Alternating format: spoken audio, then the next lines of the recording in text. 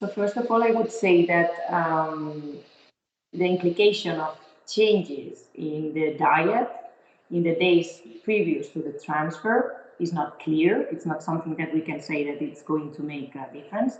What I would recommend for sure is try to have a healthy diet, but from the moment that you are thinking of conceiving a baby, or the moment that you think that you want to have a baby, okay, so before, to prepare your body properly.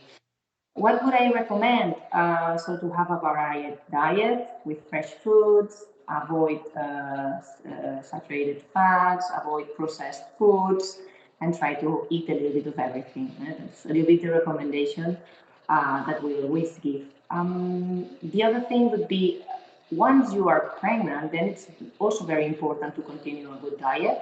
And in this sense, there are some changes, because during pregnancy, we will always tell our patients to avoid raw fish, raw meat, and to clean very good the vegetables, for example.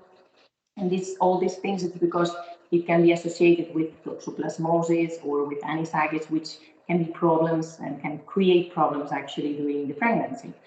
And of course, all these also with avoiding alcohol, and try to not drink too much drinks with caffeine. And another very important thing is the folic acid intake, which is very, very important and should be taken in consideration before you become pregnant, because we know that it has a big impact on the neural tube formation of the central nervous system of the baby. So it's very, very important to have good levels of folic acid before becoming pregnant, because all this closure of the neural tube is taking place very early in the pregnancy, so it's good to have good levels before.